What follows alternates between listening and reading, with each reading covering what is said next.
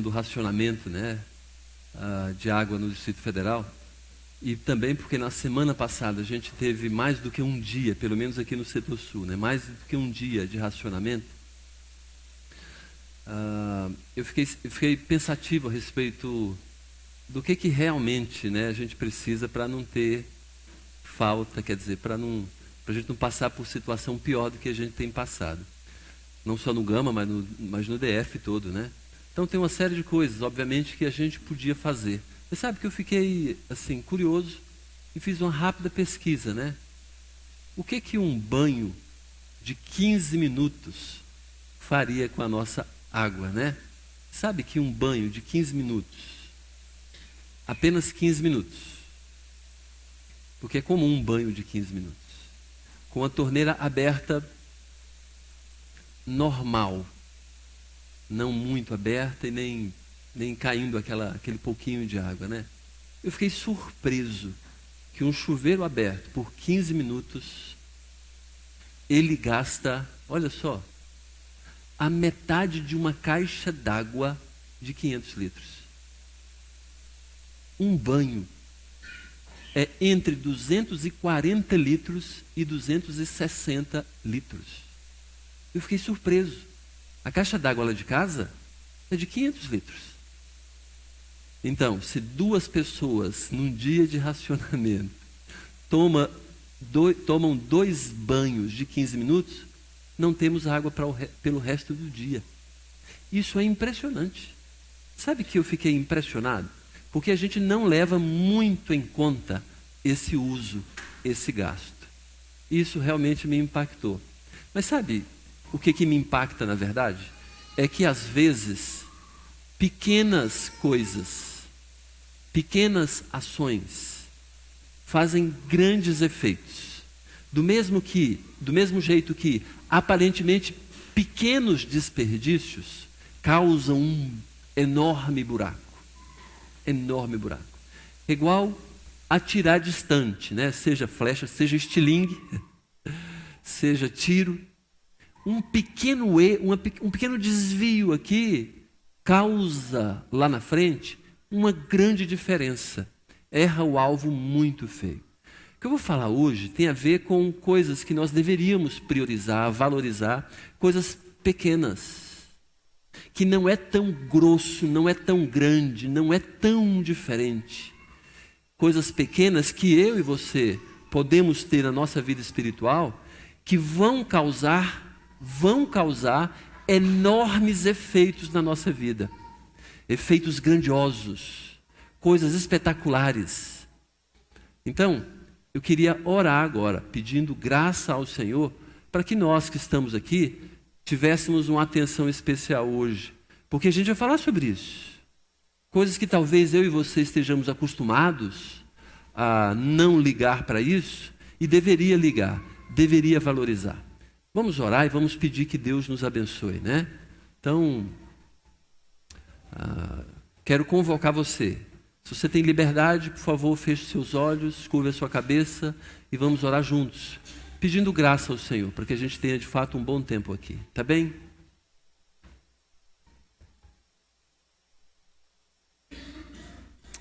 Pai bendito, muito obrigado por esta noite.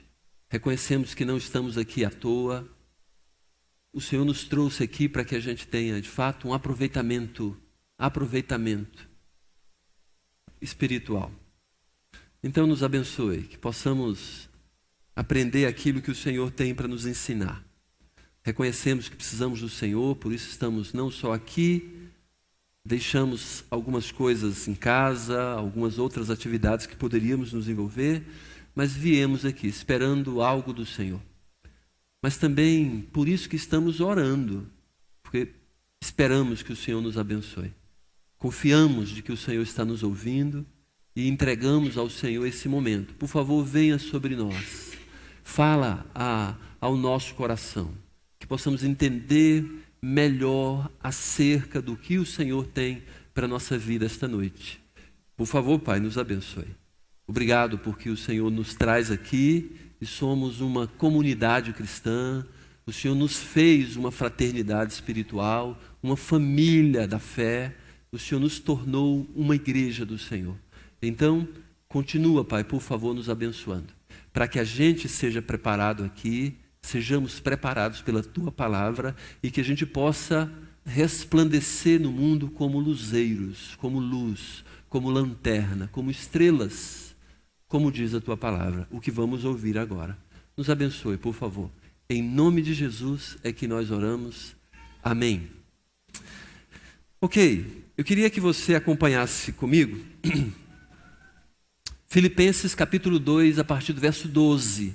A gente já tem feito isso, a gente tem trabalhado o livro de Filipenses aqui, a gente tem tentado entender do Senhor, né, aquilo que Ele tem para nos apresentar no livro de Filipenses. Queria só lembrar que na semana passada a gente ouviu um pouco do que o apóstolo Paulo escreveu para os filipenses, para a igreja de Filipos, o que ele escreveu acerca do exemplo que deveríamos seguir de Jesus Cristo.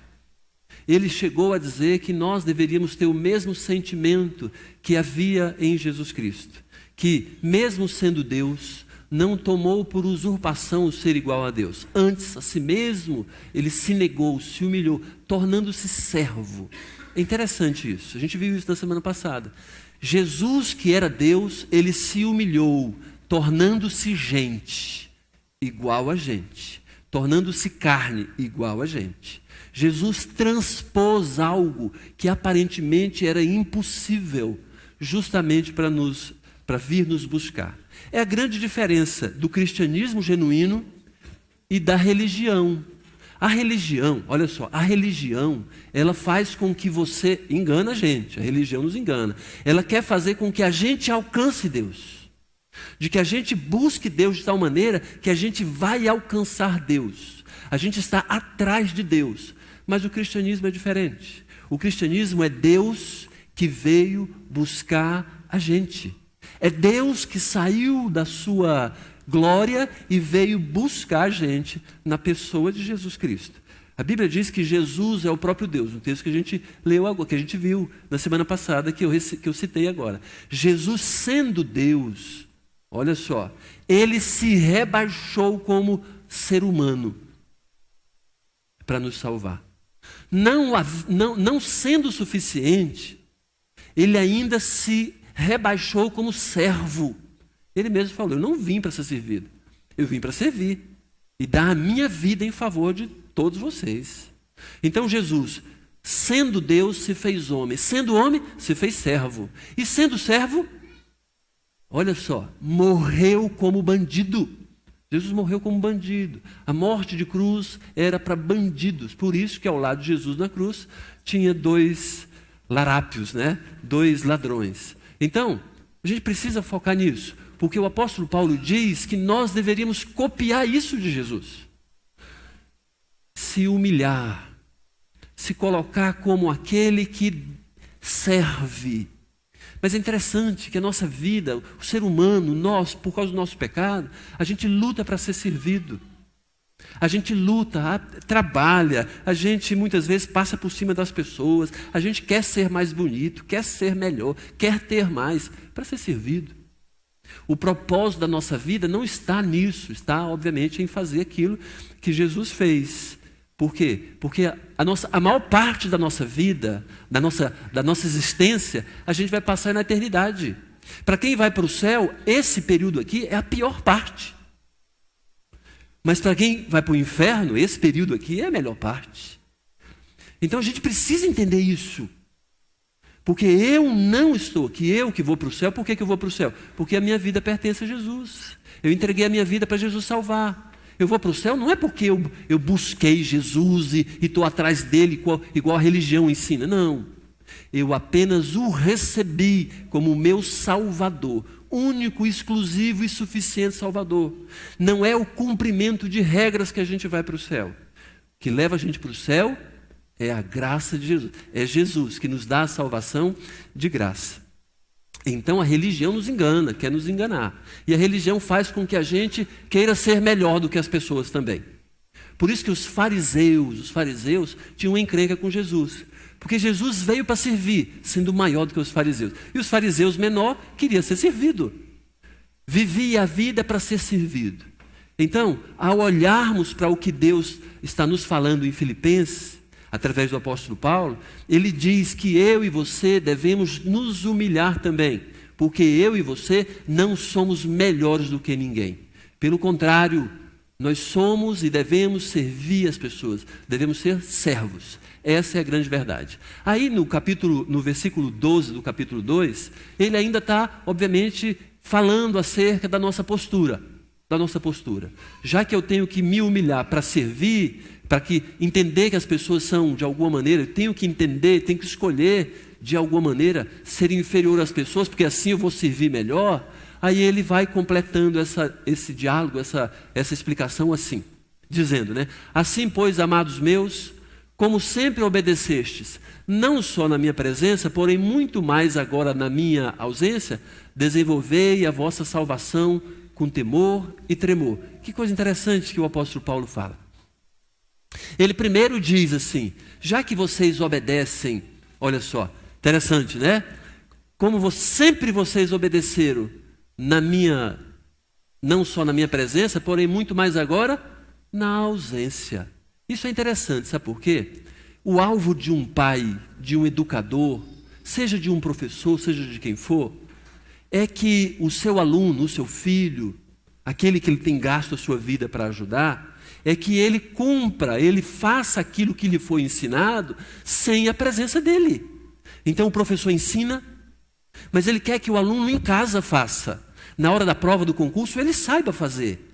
O pai ensina em casa, mas ele quer que o filho fora de casa seja também obediente. Por quê? Obedecer na presença não tem muito valor. E nós, como cristãos, obedecer na igreja, isso é religiosidade. Nós estamos na igreja, nesse momento aqui, para sermos capacitados pelo Senhor, para sermos obedientes. Aqui e lá fora também. Para sermos aquele, obviamente, que se torna exemplo, que se torna alguém de referência, para ajudar as pessoas, para servir as pessoas. Aí o apóstolo Paulo diz que aquela igreja, ele sempre faz muitos elogios àquela igreja. Aquela igreja obedecia não só na presença dele, quando ele estava falando, explicando, mas, olha só, muito mais agora na minha ausência.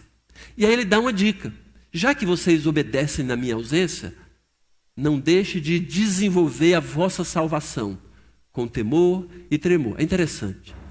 Quando eu lia essa passagem algum tempo atrás, eu pensava assim, não, então para desenvolver a salvação, então eu tenho que ganhar ou fazer por merecer a salvação. Não é nada disso. Se fosse fazer por merecer, não é graça. Não é verdade? Graça quer dizer o quê? Grátis.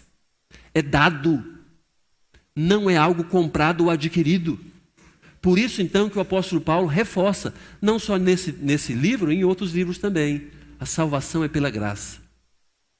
Mas quando ele fala aqui de desenvolver a salvação, a ideia que ele está nos apontando aqui é tornar ativa a nossa salvação. Nós já temos algo que muitas vezes a gente bota no bolso e esconde. A gente não utiliza do que Deus tem nos dado. Ele vai falar exatamente o porquê e onde que a gente deve desenvolver a nossa salvação. Ele não está cobrando de pessoas que não são cristãs. Ele não está orientando a pessoas que não pertencem a Ele. Está orientando aquele que confessa Jesus. Talvez você e eu também. Por quê? Então nós, que Jesus comprou a nossa vida para levar para o céu. Morreu no nosso lugar. Ele diz assim, ponham em ação a salvação que vocês têm. Cresçam. Sejam ativos.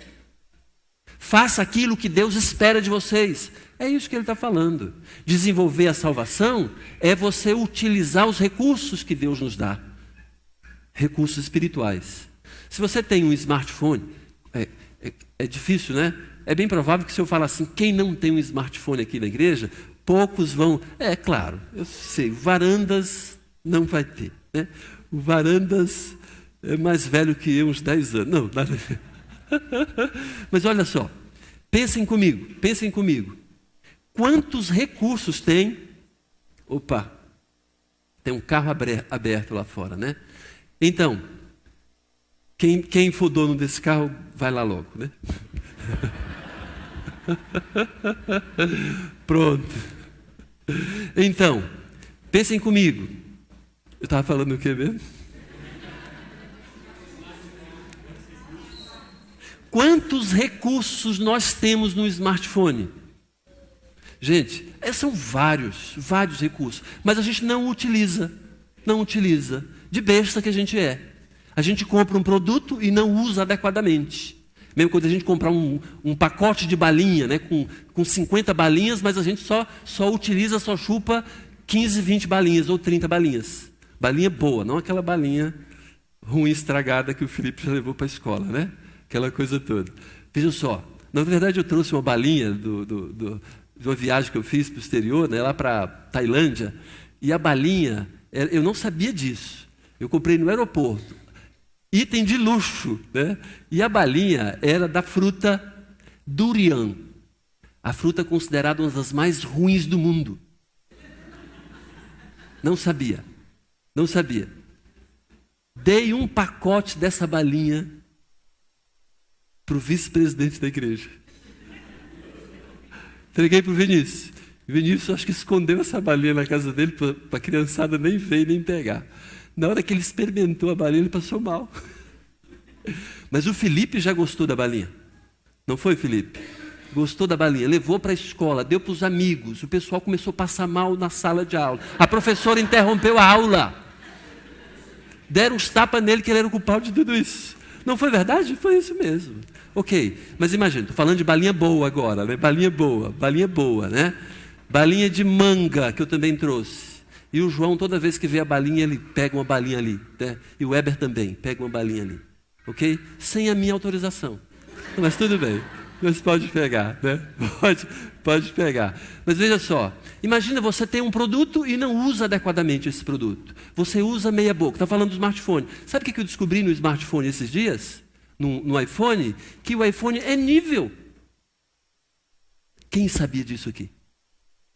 Você vai lá na bússola dele, que tem bússola também. Você avança a bússola e tem um nível. Você bota um nível. Você não precisa mais daquele nível de pedreiro para saber se a coisa está no nível. Ok? Você não precisa chamar o Abisaí para ver, viu, Vinícius? Para saber se o negócio está torto ou não. Quadro, você bota o smartphone com aquilo lá, ele nivela. Que coisa impressionante. Isso é impressionante. Mas é impressionante mais ainda quando a gente fala de recursos espirituais. Deus nos dá N recursos espirituais e a gente muitas vezes negligencia. Por isso que o apóstolo Paulo está falando aqui, olha só. Desenvolvei a vossa salvação com temor e tremor. Quer dizer, desenvolver a salvação é colocar em ação a nossa salvação. Por que ele fala temor e tremor? Temor no sentido de fazer aquilo que Deus quer que seja feito. Com medo daquele que é superior. Medo mesmo. A gente fala assim, não, mas a gente não precisa ter medo de Deus, não. Muita gente fala isso, né? A gente não precisa ter medo de Deus, não. A gente precisa ter respeito. Mas onde é que tem isso na Bíblia? Não tem. Está falando é temor mesmo. É fobia. Medo daquele que pode me fulminar. Mas eu sei que ele me ama. Pode me fulminar se eu estiver em desobediência. Porque sou filho dele e vou morar no céu com ele. Ele pode me disciplinar, é o que a Bíblia fala. Como tem feito, certamente, com várias pessoas pelo planeta, porque quer bem. Mas aqui, com temor e tremor. Tremor é aquela ideia que a gente tem de não conseguir fazer o que deve ser feito. Quando alguém dá uma responsabilidade para a gente, olha só, e a gente pensa assim, ai, puxa vida, né? Dá assim, suponhamos, né? Dá uma tarefa que a gente pensa assim, caramba, eu preciso de estudar para poder resolver esse problema. Eu preciso me capacitar para isso. Só que eu tenho que já entregar isso. Eu tenho que resolver isso. Temor no sentido de medo mesmo, e tremor no sentido de entender que eu sou incapaz. Que preciso de capacitação. Por que ele fala isso? Sabe por quê? Porque desenvolver a salvação, ou botar a salvação em prática, eu não consigo fazer isso na carne. Eu consigo fazer isso somente no Espírito, na dependência de Deus. Quantas pessoas, agora mesmo, antes de subir aqui, eu estava clamando a Deus: Senhor, me dá graça, por favor, Pai. Me dá graça para que as pessoas que vieram hoje aqui não percam o seu tempo. Que o Senhor me use, Senhor. Eu oro sempre assim, não é só agora, mas agora, né, Senhor, por favor. Eu sou incapaz. Se o Senhor não falar através de mim, vai ser só um burro falante. Vai ser só uma topeira ali na frente.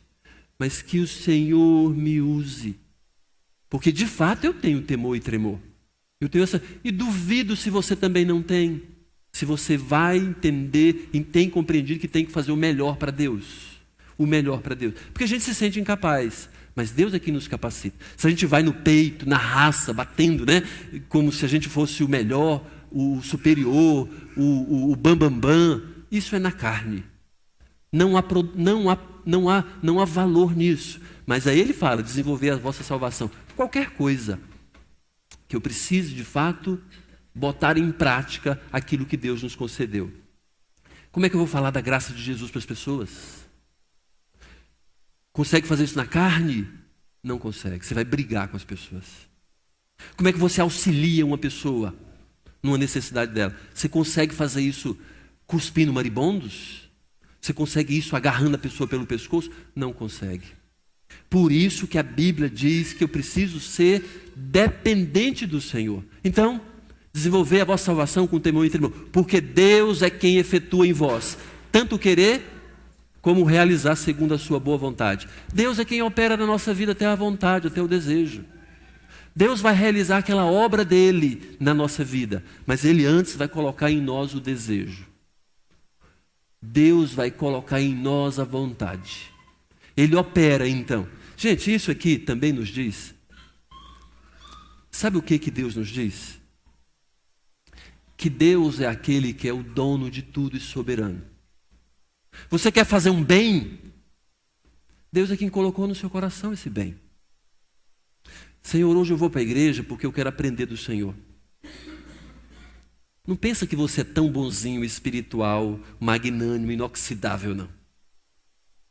Foi Deus que colocou no seu coração o desejo de vir para aprender.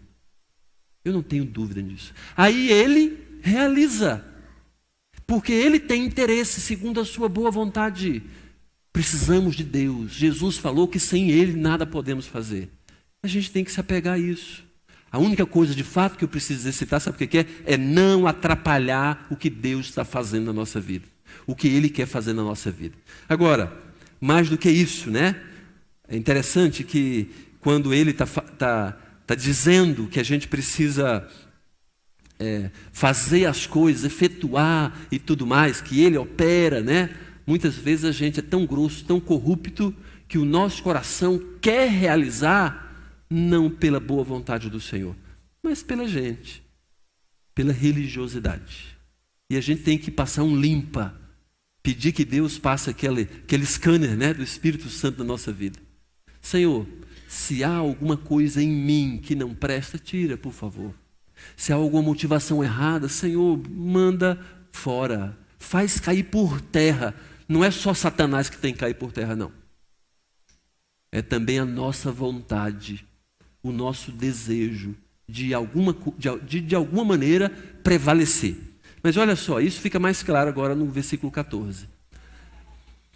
Na verdade, tem até beber água aqui para poder pegar mais fôlego. É isso aqui que eu falei, que é o ponto alto de hoje à noite. Coisas pequenas que geram grandes resultados. Olha o que o apóstolo Paulo fala. Gente, eu nunca tinha visto isso na Bíblia enquanto não estivesse estudando para o sermão de hoje. Como Deus é bom para os pastores que estudam a Bíblia, né? Porque você ganha coisas impressionantes. Deus fala tão profundamente no nosso coração quando a gente descobre o negócio. Cara, eu nunca tinha visto isso na vida. Olha só o que ele diz.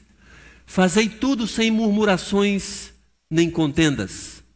A palavra murmuração aqui, escuta. Se você estiver aéreo, volta. Pousa de novo. Quando ele diz aqui, Fazei tudo sem murmurações nem contendas, quer dizer, botar em prática a sua salvação, fazer alguma coisa boa. Se você faz isso sem murmurações nem contendas, contendas é disputa, briga, encrenca. Murmuração, essa é a chave, sem murmuração. A palavra murmuração aqui, sabe o que é? É aquele diálogo interno que nós temos, sendo rebeldes com alguma coisa que a gente sabe que precisa fazer, mas não quer fazer. Vou para a igreja, mas vai se mordendo internamente. Vou ajudar em alguma coisa, em qualquer ministério da igreja, ou vou ajudar um parente, vou ler a Bíblia, vou orar, vou fazer alguma coisa com alguém, coisa que você entende. Isso Deus quer, isso é positivo, Deus quer fazer isso, quer que eu faça isso. Mas olha só, não é rosnar igual cachorro, porque muitos extravasa essa murmuração e todo mundo ouve, né? Tem gente que fica, né? A gente percebe, a pessoa amarra a cara que você nem chega perto. A pessoa de longe você imagina assim, está fedendo, não vou chegar perto daquela pessoa, pelo mau humor, pela cara ruim de desgraça que a pessoa está. Aqui é outra esfera. Talvez a pessoa está com um sorrisão na boca, mas por dentro está reclamando. A palavra murmuração aqui, ela tem a ver com aquele diálogo que nós travamos internamente em desafio ao que a gente está fazendo, que aparentemente é bom. Então, pera lá, eu nem falei ainda o que vai acontecer. Ele está falando para eu não ter isso. Para que, versículo 15, mas eu vou voltar um pouco antes aqui. Fazei tudo sem essa murmuração, esse diálogo interno, reclamando e se rebelando. Sem murmuração nem contendas. A palavra contenda é disputa. O ser brasileiro é muito, como é que fala? Ele gosta muito de disputa, não é verdade? O brasileiro é aquele que é competitivo. O brasileiro é. Homem é muito competitivo. Brasileiro homem, então, é um negócio assim, bombástico. Eu lembro quando a gente jogava golzinho aqui na quadra 7. O Heber lembra, o Kleber lembra e alguns outros talvez aqui, que seja da época, né? De 1910, né? Golzinho aqui na 7. Os jovens e adolescentes jogando bola. Você queria ver as pessoas dando sangue. É quando no golzinho tinha próxima. Se tinha próxima um negócio assim, era fantástico. Era jogo de seleção brasileira final de Copa do Mundo. Se você queria ver as pessoas animadas, era ter próxima. Mas se você queria ver briga, tapa, era apostar qualquer coisa.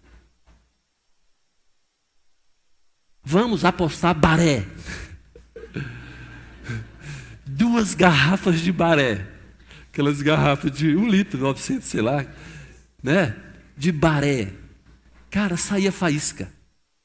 Você pensava assim que o negócio estava valendo, era lote aqui no Gama.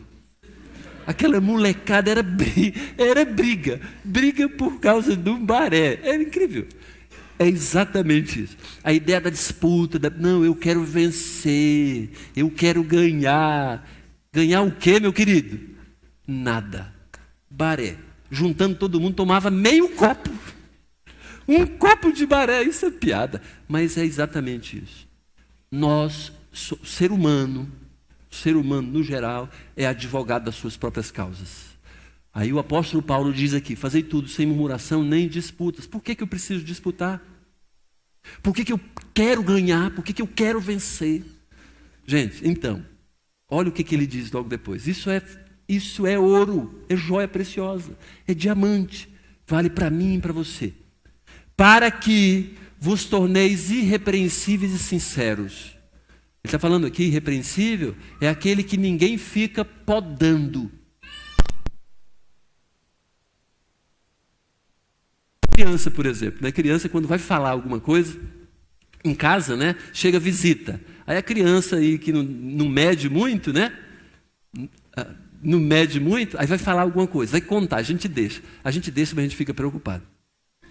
Não é verdade? Vai falar besteira, aquela coisa toda, né? Irrepreensível é aquele que não é nesse estado de criança. A pessoa fica folgada com o que ela vai falar. Lembrei da situação de um professor meu. O professor meu disse que chegou uma visita em casa. Aí na hora da refeição, tomaram lá um refrigerante. Aí o filho dele, o menorzinho, tomou uma Coca-Cola na hora, né? Tomou o refrigerante, o revigorante dele. Tomou. Logo depois que tomou, soltou aquele arrotão na mesa. Uá! Antes de ser expulso de perto, qualquer coisa assim, ele falou assim: igual o senhor, né, pai? Quebrou o cara. A visita já sabia de onde que o menino, cara. A folha da árvore não cai longe, não, né? Aquela coisa toda. Mas olha só, geralmente crianças, a gente fica preocupado. Por quê? É imatura. Mas a gente olha para essa situação aqui, o apóstolo Paulo diz, o Espírito Santo nos diz, que a gente vivesse esse diálogo, essa disputa, essa encrenca interna. Estou na igreja, mas estou criticando as pessoas. Estou ajudando, mas não estou querendo ajudar. Esse diálogo interno, entre eu e eu.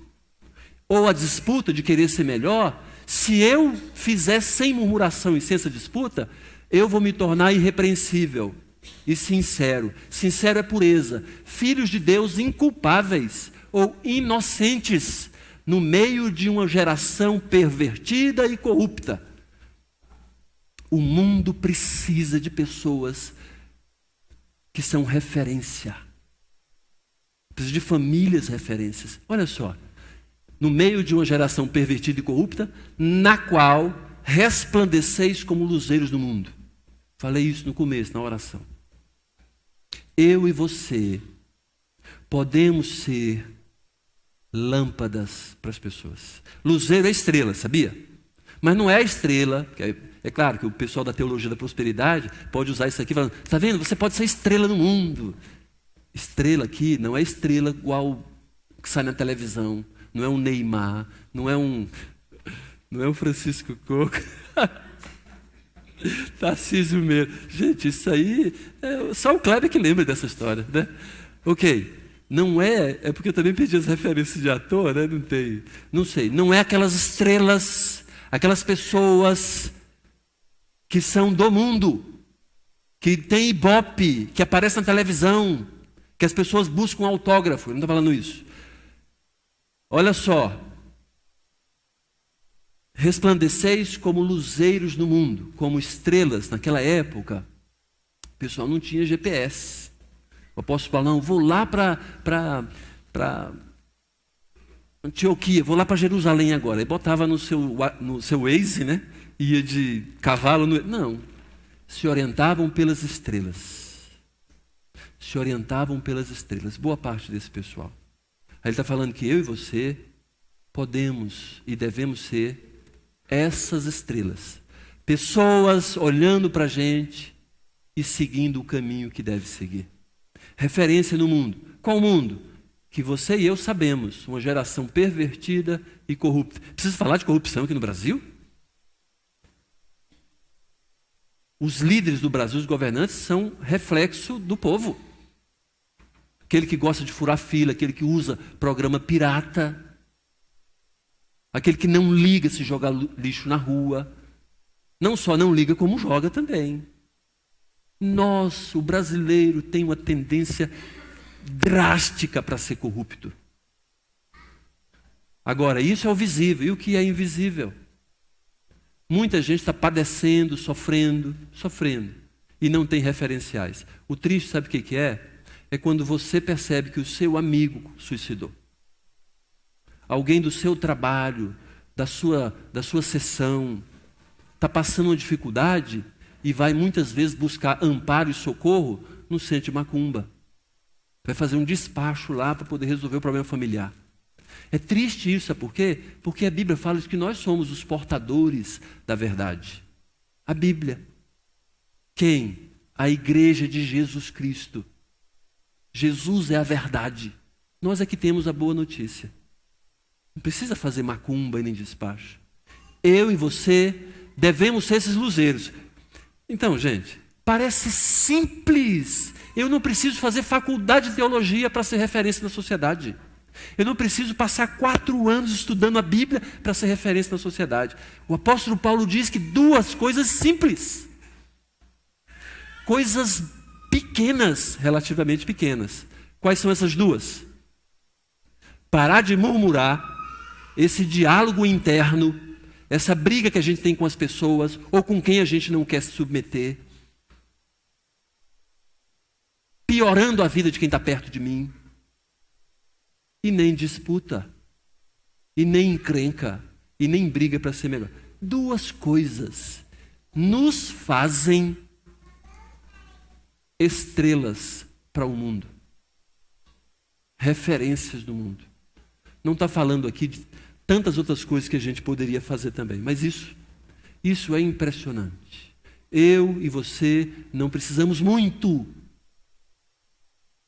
Eu tenho que parar de disputar lá em casa. Eu tenho que parar de disputar com o Ivonilson para saber quem a gente é melhor. Quem é melhor da gente. Ela fala uma coisa, eu rebato. Eu falo uma coisa, ela rebate. Ou com as meninas. Aí tem lá. Um besta querendo ser melhor. E depois a besta querendo ser melhor. A outra querendo ser melhor. A outra querendo ser melhor. Isso é uma desgraça. Ou dentro de casa também. Hoje é o dia de eu lavar a louça. Vou lavar. Mas não chega perto de mim não, por favor. Ou coisas semelhantes. 2 coisas bestas, bobas, pequenas, mas que a gente não percebe o tanto que deixa de fazer efeito na nossa vida. Posso ser luz, luzeiro, referência, lanterna para quem está na escuridão. Não sou porque eu sou aquele que vive na murmuração. Vou ter uma vida atrapalhada. Murmurador tem vida atrapalhada. E quem fica disputando, não tem ninguém por perto. Geralmente as pessoas fogem. Preservando a palavra da vida, para que no dia de Cristo eu me glorie de que não corri em vão, nem me esforcei inutilmente. Eu ganho tudo isso e ainda vou preservar a palavra da vida. A Bíblia, eu vou ganhar aquilo que Deus tem para mim. Terminando. Entretanto, mesmo que seja eu oferecido por libação sob o sacrifício e serviço da vossa fé, alegro-me com todos vós me congratulo. Ele está falando o que aqui? O apóstolo Paulo está falando assim. Talvez eu vá morrer. Ele estava preso, vocês sabem disso, já falei isso. Ele estava preso. Ele dá essas orientações para a igreja, mas aí ele fala assim, entretanto, mesmo que eu morra, seja oferecido por libação. Libação é uma oferta que alguém faz para o seu santo, seu Deus. É uma oferta. Só que é líquida. Já viu bebum lá no boteco, né? O cara está bebendo ali, aquele negocinho. Aí ele fala o quê? Geralmente. Fala aí, Sérgio, tu que sabe. Você sabe, rapaz. Pro santo. O cara fala assim, pro santo. Isso é libação. Parte do que ele deveria beber, ele oferece para uma entidade espiritual. Mas o apóstolo Paulo está falando aqui, mesmo que eu seja derramado, morto, desperdiçado, eu sei que eu estou sendo oferecido, não para um santo, mas para Deus. É interessante, ele morrendo em favor dos irmãos. Gente, isso é incrível. Uma pessoa que morria em favor dos outros. Estava preso porque pregava o evangelho. E a gente não tem nada de prisão se pegar o evangelho, a gente não faz. A gente prefere recuar. Tem medo de parecer besta. Tem medo de parecer idiota. Tem medo de ser mal entendido. Por que a gente não é referência? Porque a gente quer se dar bem. A gente não quer se gastar. Mesmo que eu seja oferecido por libação sobre o sacrifício e serviço da vossa fé, quer dizer, sobre o que vocês têm hoje, Alegro-me com todos vós, me congratulo. Mesmo que ele esteja morrendo quase. A gente tem dificuldade de fazer a tarefa uma vez mais. Falando ainda, tarefa de casa ou tarefa doméstica. Já tiveram essa disputa em casa, pessoal? Agora, hoje é o dia de fulano lavar a louça. Não, eu lavei ontem. Nunca teve isso na sua casa? Não, nunca teve? A Clésio e Fefa. Clésio, vocês dois. Já teve? Amanhã não pode ser você de jeito nenhum. Mas é isso. Aqui que eu estou querendo dizer é ele dizendo assim: puxa vida, eu estou me gastando e estou morrendo em favor de vocês. E estou feliz com isso. E a gente, para andar mais uma milha, para entrar na escala mais uma vez, para a gente fazer apenas mais uma vez, a gente fica com murmuração e contenda. Cara, isso é dose para a gente. A gente deixa de ser luzeiro no mundo porque a gente quer ser apenas o melhor do que as pessoas. E aqui, assim vós também, pela mesma razão, alegrai-vos e congratulai-vos comigo. Fiquem alegres, o apóstolo Paulo fala. Não fica com pesar porque eu estou indo para a boca do leão, eu estou sendo morto. Não fica triste não, se alegre comigo, porque está tendo resultado de fé. Fiquem felizes, porque o meu serviço para com vocês está tendo resultado. A gente tem falado sobre algumas coisas, queria confirmar mais uma vez com vocês, para a gente levar para casa isso pelo menos, né? O que identifica uma família espiritual? Hoje a gente viu que o que identifica uma pessoa, um cristão e uma igreja ou família espiritual é que a gente exercita a nossa salvação brilhando, não como estrelas desse mundo, mas como estrelas de Jesus, como referência, como lanterna. Em primeiro lugar, como eu faço isso? Não fofocando com o meu interior. Parece tão simples. Só não é simples porque a gente não permite Jesus agir na nossa vida. Porque a gente sempre quer fazer as coisas do nosso jeito. Claro, sem Jesus a gente não consegue mesmo. Então vamos parar de brigar, de disputar com as pessoas, de querer ser melhor, de criticar, de ser o bambambam. Primeiro, não, de fato, não tendo aquela fofoca. Porque fofoca é isso, né? Fofoca você fala mal da pessoa, mas não quer que a pessoa saiba. Porque a pessoa não vai ter possibilidade de dizer que você está errado. Essa é a grande verdade. Não fofoca nem com o pecado e nem com o diabo.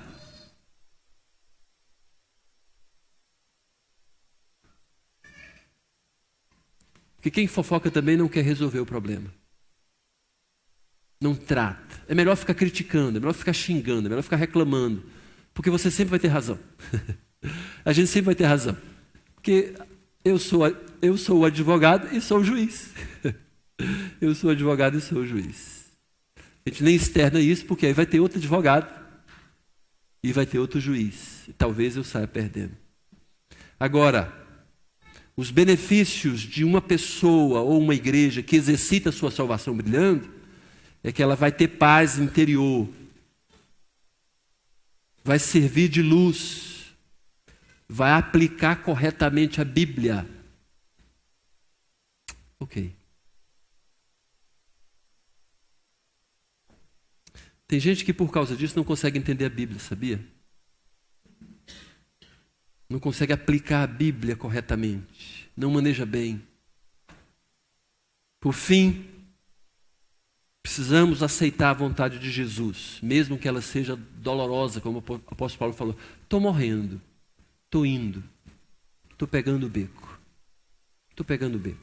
vou embora, vou para o céu, vou morar com Jesus. É bem provável que eu morra. Aceitando a vontade de Jesus, mesmo que seja sem like no Facebook, mesmo que seja sem curtição, sem muitos sorrisos. Ele falando, mesmo que seja eu oferecido por libação, por oferta. Gente, assumir pecado não é fácil.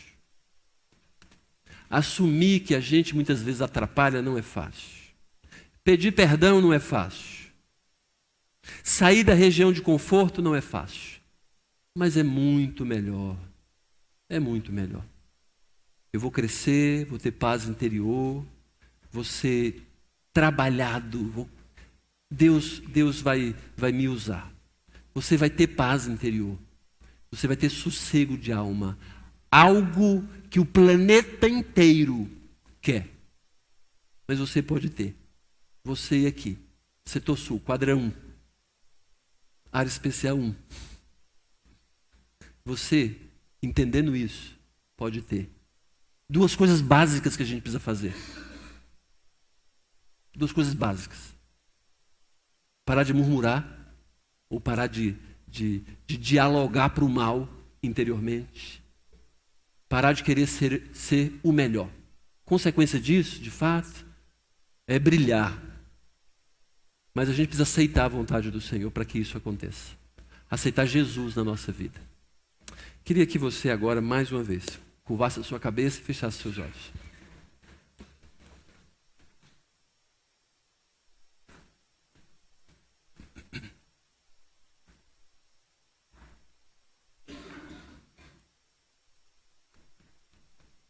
Pai eterno, nos ajuda, Pai. Sabemos que só Jesus pode nos socorrer. Então vem sobre nós e nos abençoe. Muda o nosso coração, por favor. Faz com que a gente foque no Senhor, porque sabemos que é o melhor. Já sabemos. Mas queremos desenvolver a salvação que o Senhor nos deu, agindo corretamente, ao invés de ficar culpando as pessoas pelo pecado que a gente peca. Não, Senhor, nos faça menores, nos lembra que somos pequenos, nos lembra que não precisamos disputar, já temos o que tanto precisamos, que é o Senhor. Mas nos lembra disso todos os dias, por favor. Senhor, faz isso na minha vida, por favor. Transforma o meu coração. Me ajuda, por favor. Tem misericórdia de mim. Tem misericórdia de nós, por favor. Que possamos ser diferentes a partir de agora, para a glória do Teu nome. Para que o Senhor seja visto através da nossa vida. Que as pessoas reconheçam que o Senhor nos tem, que o Senhor é conhecido por nós. Para que as pessoas, ao desejar solução para a sua alma, possam nos perguntar. Nos ajude nisso, Pai, por favor, nos abençoe. Em nome de Jesus, o nosso Salvador, Redentor amado, aquele que nos ganhou, nos salvou, nos redimiu. No nome dele é que oramos. Amém. Ok. 2 coisas. Vamos para a ceia daqui a pouquinho. Mas queria, obviamente, que você entendesse. Com quem que eu vou compartilhar isso que eu aprendi hoje? Pense nisso agora, antes da gente tomar a ceia. Com quem eu vou compartilhar? Com quem eu vou dizer que só Jesus salva? Para quem que eu vou dizer isso? Para quem que eu vou dizer que Deus quer transformar a nossa vida através da palavra dele, né? Ok.